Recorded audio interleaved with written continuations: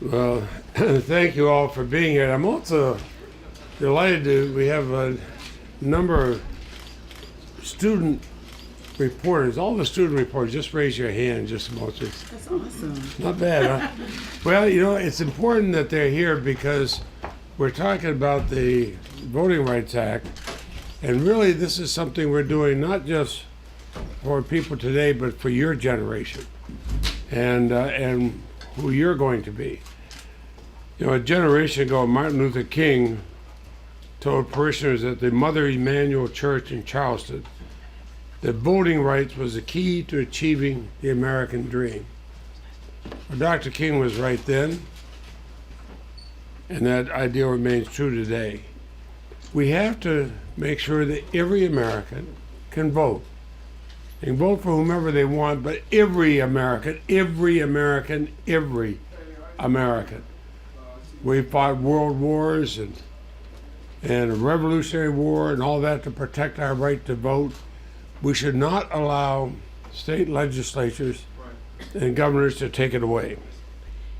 And we are still fighting old battles. Progress is elusive. So we must be ever vigilant in our fight for equality and justice for all. Ever vigilant. And it's not enough that we have symbolic moments. We need action. So today I stand with my colleagues to demand action. I look forward to introducing this bill in the House, the Voting Rights Advancement Act of 2015. It's about restoring and advancing voting rights in America. Martin Luther King said the time is always ripe to do what is right. It is right for this Congress to have a legislative solution to a problem that should not exist. We should not be able to choose our own voters. Every American, every citizen should have the right to vote. Every citizen. And we as politicians, we as public servants, must be ever vigilant in making sure that we honor the sacred legacy of the Edmund Pettus Bridge and those foot soldiers. It's very clear what's at stake here.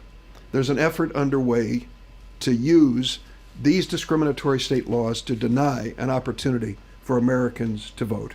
It is shameful that in the 21st century in the United States of America that we have to wage this battle, but it is essential if we want to put an end to the racism and discrimination that has been part of our voting patterns in the past, that we renew this Voting Rights Act. And this legislation is based on current voting problems. There's been much hay made of, you can't punish us forever for the past. But the period of time in which they look back is recent history. Because yes, unlike what some of my colleagues in the Capitol think, we in this room know that there are definitely current voting problems going on. And if there's anything the tragic incidents in Charleston have reminded us, it's that hatred and overtly racist ideology have deep roots in too much of our country, and the tragic past of our nation remains too much a part of our present.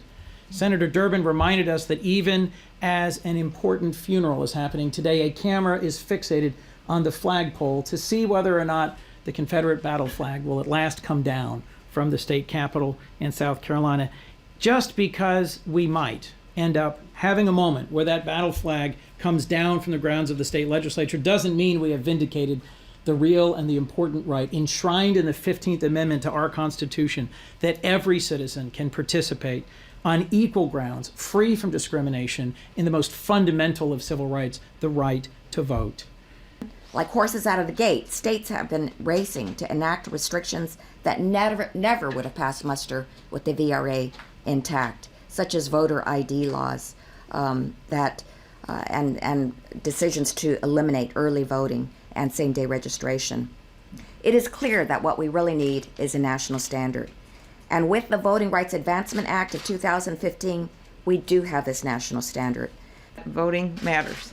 I was at Congresswoman Sewell's district a few years back with Congressman Lewis, and I was there the weekend actually when the Montgomery police chief, the white police chief, stood up and apologized for what had happened to Congressman Lewis when he crossed that bridge, and no one protected him, no one protected those innocent marchers. And he took off his badge and he handed it to Congressman Lewis, and he apologized nearly 50 years later. That happened. Well, for people that lose the right to vote and go election after election after election, after a while, you can't really apologize. They have lost something. They have lost something precious. And that's why this bill is so important.